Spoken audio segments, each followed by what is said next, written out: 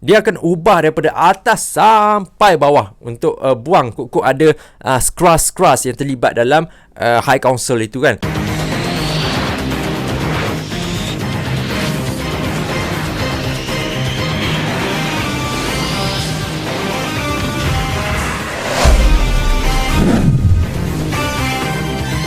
Hello, Assalamualaikum semua. Welcome back to Fitvision YouTube channel di mana kita bahaskan tentang Marvel News, Marvel Rumors, Marvel Theory and everything about Marvel. Okay, dan ini adalah correct plot session untuk Secret Invasion episode yang kelima yang berjudul Harvest. Okay, so aku akan rungkaikan beberapa scene-scene yang penting di dalam episod yang kelima ni. Tapi untuk aku rungkaikan tersebut akan mengandungi spoiler lah. Okay, so spoiler alert kepada siapa yang belum lagi menonton Secret Invasion episod yang kelima, korang boleh tutup this video dulu dan pergi tonton Secret Invasion dahulu. Okay, sebab aku tak nak spoil anything for you guys. So kita pergi kepada main plot untuk episod yang kelima ini yang berjudul Harvest. Okay, Harvest bukan saja adalah satu weapon yang diterapkan oleh Nick Fury. Nanti aku cerita. Harvest ini juga mempamerkan macam mana Nick Fury Harvest, Sonya Falsworth Harvest, Gravik Harvest. Apa maksud Harvest ni adalah lebih kepada mengumpulkan.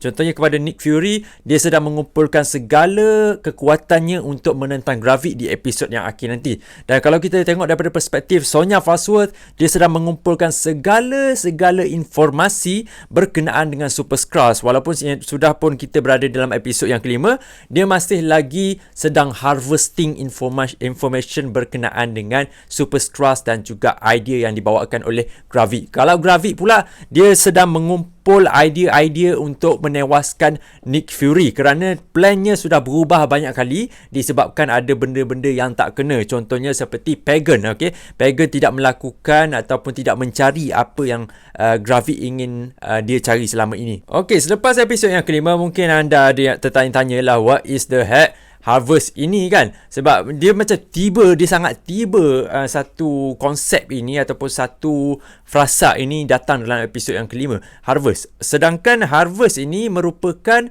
satu rahsia gelap yang disimpan oleh Nick Fury selama ini. Sama kita duduk fikirlah, okay, Secret Invasion ni adalah mengisahkan tentang Skrulls ingin mengambil alih dunia. Itu adalah gambaran utamanya, okay? Tetapi sebenarnya gambaran utamanya dan kenapa Nick Fury kerap mengatakan kepada kita semua yang mana this is personal. Okay, ini sangat-sangat personal di mana permulaan Secret Invasion ini ataupun peperangan Secret Invasion yang dimulakan oleh Gravik ini, ianya bermula daripada Nick Fury. Okay, kenapa bermula daripada Nick Fury? Okay, dia berkaitan dengan Harvest itu sendirilah.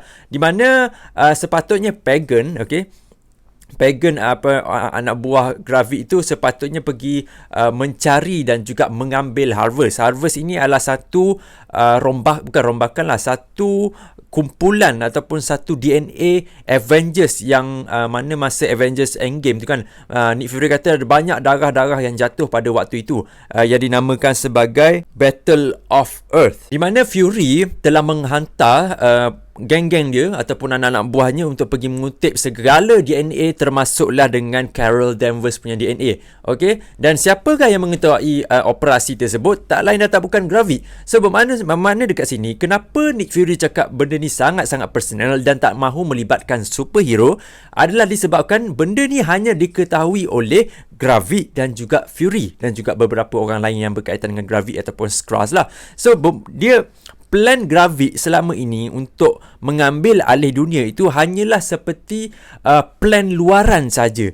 Plan dalaman dia adalah untuk menjadi lebih daripada dirinya sendiri, iaitu Skrulls. Dia nak menjadi seorang yang lebih powerful untuk mengambil alih dunia. Okey, dan dia menggunakan rakyat-rakyat Skrulls yang lain untuk mempamerkan ataupun untuk mencadangkan idea untuk mengambil alih dunia ini. Itu adalah plan Gravik yang asal, yang mana Skrulls yang lain pun tak tahu pasal benda ini.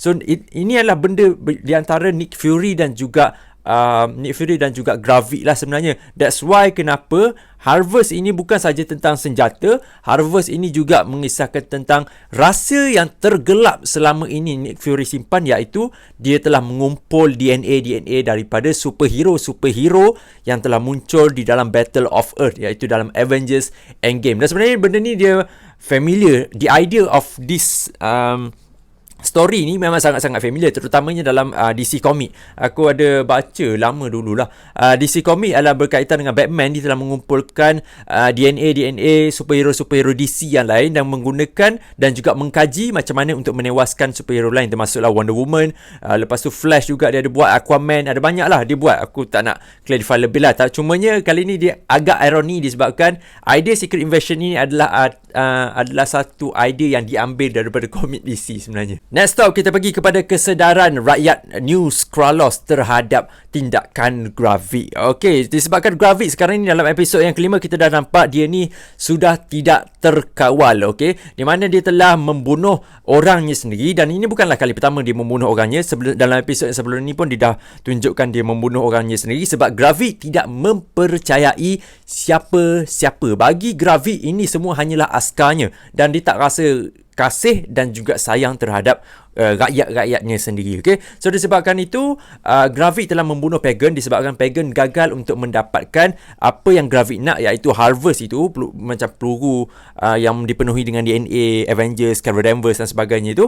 Dan juga Pagan ini jugalah yang menunjukkan kepada Gravik yang mana dia ni sudah mula sangsi dengan Gravik dan juga tidak mempercayai plan-plan Gravik. Contohnya dia tanya, kenapa kau tak bunuh Nick Fury? Kalau kau bunuh dia senang, kita boleh menang terus peperangan ni. Dan Gravik mengatakan, aku tak boleh nak bunuh dia sebab aku ada benda, kalau kau dapatkan benda yang aku nak tu, aku boleh je bunuh dia. So Gravik dia tenggelam dalam emosi yang sangat-sangat berang terhadap Pagan ni dan membunuhnya begitu saja sebagai tanda amaran untuk rakyat-rakyat New Skrullos untuk tidak mengkhianati dan juga tidak ingkar dengan arahan ketuanya, iaitu Gravik. Dan juga kita dapat tahu di mana Rhodey ataupun Rava dia telah mengikuti satu arahan baru daripada Gravik, iaitu untuk memberitahu kepada Presiden Amerika Syarikat di mana terletaknya base New Skrullos, iaitu dekat Rusia, di mana Colonel James Rhodes ataupun Rhodey cuba untuk meyakinkan Presiden Amerika untuk menghantar bom ke tempat ke Rusia itu ataupun ke New Skrullos, disebabkan dia kata Rhodey kata Skrulls dan juga Rusia sedang bekerjasama untuk menewaskan Amerika. So dekat situ dia dah tanamkan satu idea dekat dalam kepala Presiden Amerika itu untuk memulakan peperangan yang ketiga. Tapi kalau kita tengok daripada reaksi muka Presiden Amerika, dia agak tidak bersetuju dengan plan tersebut sebab tak banyak bukti tentang apa yang berlaku. Adakah Presiden Amerika Syarikat ingat apa yang Nick Fury bisikkan dekat telinganya tu? Aku tak pasti about that. Tapi daripada reaksi muka dia tu, kita dapat tahu yang dia tidak akan melakukan keputusan itu ataupun mengikut kata-kata daripada Colonel James Rhodes. Sejurus selepas itu juga dengan membunuh Pagan, Gravik ingat semua orang dah okey, semua orang akan jalankan kehidupan macam biasa kembali lagi. Lepas tu tiba-tibanya New Skrullos punya orang ni mula untuk menunjukkan tentangan mereka semua terhadap Gravik. Literally mereka ingin membunuh Gravik disebabkan Gravik sudah berada di luar daripada kawalannya dan juga rasa keputusan-keputusan dia buat tidak rasional sehingga sanggup membunuh kaumnya sendiri, orangnya sendiri. Okay? So rakyat-rakyat Skrullos yang lain cuba untuk membunuh Gravik, tapi kita tahu Gravik adalah Super Skrulls. Dan dekat situ juga menunjukkan the only Super Skrulls yang wujud di dalam episod Secret Invasion ini hanyalah 2 orang sahaja setakat ini yang kita boleh confirm, iaitu Gravik dan juga Gaia yang mempunyai kuasa ekstremis. So bermakna rakyat-rakyat Skrullos yang lain belum lagi mendapatkan kuasa Super Skrulls. Okay, disebabkan itu Gravik telah menewaskan Skrulls yang biasa-biasa ini saja dengan begitu mudah dan telah membunuh salah seorang daripada rakyat Skrullos dan mengelar lehernya di depan rakyat-rakyat Skrullos yang lain lah. Menunjukkan dekat sini siapa yang akan menentang kau akan bunuh dia, tak kira kau siapa dan sebagainya. Menunjukkan Gravik ini adalah seorang leader yang sangat-sangat kejam dan lebih bersifatkan autokratik bukannya demokratik. Okay, so itu adalah segala idea, agenda yang Gravik ingin terapkan kepada dunia dan juga Scrolls. Kita pergi kepada one of the characters yang aku sangat satisfy untuk episod yang kelima ini, iaitu Gaia. Okay, Gaia daripada episod 1 sehingga 4 dia tidak mendapat satu karakter development yang bagus, tetapi dalam episod yang berdurasikan 36 minit, episod yang kelima yang berjudul Harvest ini, dia telah mendapat karakter development tersebut. Ekoran daripada kematian salah seorang idol ataupun salah satu figure yang sangat-sangat penting kepada Gaia, iaitu Talos, iaitu bapanya sendirilah.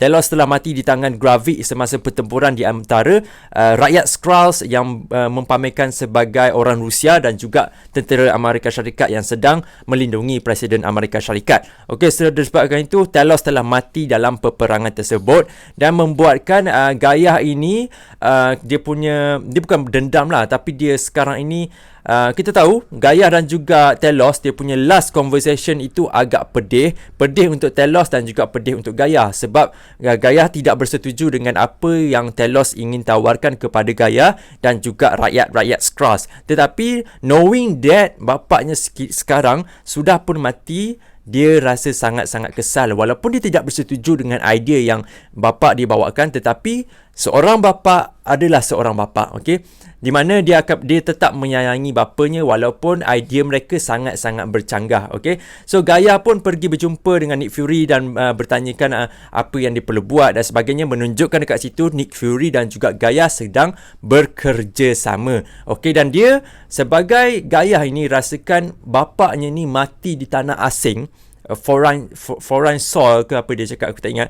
So dia ingin menanam bapaknya sebagai tanda terima kasih dan juga tanda untuk you are gone, kau dah pun pergi bapakku kan. So dia perlu pergi berjumpa dengan Vara, iaitu wife kepada Nick Fury, iaitu Priscilla itu, untuk pergi menanam Talos inilah kan. Dan disebabkan itu dia juga ada menyerang Vara lah, bukan menyerang bertumbuk tapi dia menyerang dengan kata-kata, di mana Vara ini nampak sangat suka untuk menjadi seorang manusia dan dia tidak hidup berasaskan kulit asalnya, iaitu seorang Skrulls, okey. Dan Vara kata, kau jangan main-main dengan ayat aku, kau jangan main-main dengan aku, kau ni masih budak, masih mentah dan sebagainya, kau tak tahu apa pasal benda tu.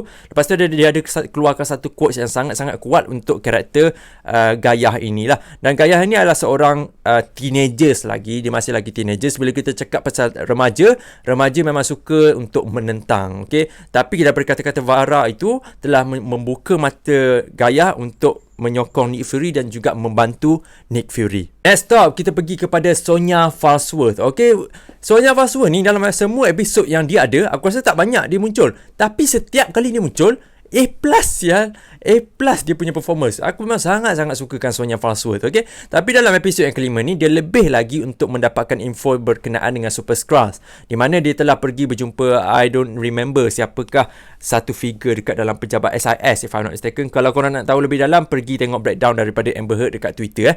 So dekat situ dia dah dapat identify siapakah Skrulls, siapakah manusia yang biasa.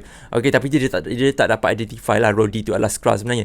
Tapi apa yang dia punya moral plan ataupun apa contingency plan dia adalah untuk menganalisa bagaimanakah untuk menewaskan Super Skrulls dan siapakah yang terlibat dalam pembikinan Super Skrulls. Disebabkan itu dia pergi kat rumah saintis perempuan yang bekerja untuk Skrulls itu, untuk mendapatkan info-info macam mana untuk menewaskan Super Skrulls. So ni tiba masanya untuk kita bercakap tentang teori terakhir lah, di mana dalam slot ini akan mengandungi teori yang sangat-sangat ke laut dan sebagainya. So take it with a grain of salt, jangan ambil this thing too serious, just bersaja, for fun saja. Dan mungkin korang ada komen ataupun ada teori tersendiri, boleh komen kat bawah macam mana Secret Invasion ini akan berakhir dan siapakah yang Nick Fury call untuk memberi backup kepada Nick Fury itu, okay? So aku akan bagi tahu. Right, dia macam ni. Selepas tonton episod yang kelima, aku dapat figure out macam mana episod yang ke-6 ini akan berakhir dengan cantik, tanpa ada cliffhanger, tetapi ada continuation story berkenaan dengan Secret Invasion ini. Okay, sebenarnya aku tak dapat gambaran. Aku rasa macam okay, kita ada 6 episod tapi ada banyak lagi detail yang kau tak bagi tahu. Dia macam kau bagi satu plot tapi kau tak build up plot tu, tiba-tiba plot tu datang balik. Dia macam gitu. So aku membuatkan aku rasa macam akan ada cliffhanger untuk episod yang ke-6. Tapi selepas episod yang ke-5, aku tak rasa akan ada cliffhanger untuk episod yang ke-6 ataupun untuk Secret Invasion ini. Okay, so kita pergi kepada siapa yang Nick Fury call dulu. Aku hanya ada 2 teori saja. Okay, sebenarnya ada banyak tapi aku dah eliminate semua sebab aku rasa benda tu takkan terjadi dan juga tak realistik dengan cerita Secret Invasion ini. First thing first, siapa yang aku rasa dia call adalah karakter yang bernama Gaia, yang mana merupakan Super Skrull di dalam Secret Invasion ini. Kenapa dia call Gaia untuk mendapat support adalah kerana dia Super Skrull dan juga dia adalah salah seorang yang berkebolehan untuk melengahkan gravit. Okey, kenapa aku cakap melengahkan gravit dan bukan menewaskan gravit adalah disebabkan dia berkaitan dengan satu lagi karakter iaitu Sonya Falsworth yang juga kini berada di belakang Nick Fury untuk membantu menewaskan gravit. Dan daripada karakter development untuk Sonya daripada episod pertama sampailah ke episod yang kelima ni, apa yang kita dapat tengok adalah dia lebih suka untuk investigate dan dia juga lebih suka untuk mendapatkan ataupun collecting data daripada orang-orang yang terlibatlah berkenaan dengan gravit. Yang tu aku perasan di mana dia mungkin ada satu purpose ataupun satu agenda untuk mewujudkan satu serum untuk deactivate Super Skrull yang ada di dalam badan gravit. So itu akan menjadi titik pengakhiran bagaimana gravit menjadi Super Skrull dan dia akan ditahan dan dia dapat dikalahkan begitu mudahlah selepas mungkin dia dicocok ataupun ditembak menggunakan satu peluru yang dapat membuang DNA Groot kalau Obsidian, lepas tu Giant Frost kan, Beast Frost, aku tak ingat nama dia, lepas tu Extremis dan sebagainya kan. Mungkin itu adalah satu cara untuk menewaskan gravit. So itu untuk karakter Gaia lah. Tapi untuk karakter yang kedua yang berkemungkinan yang aku rasa dapat muncul dan memberikan satu twist yang sangat-sangat besar kepada penceritaan Secret Invasion ini adalah kemunculan Maria Hill.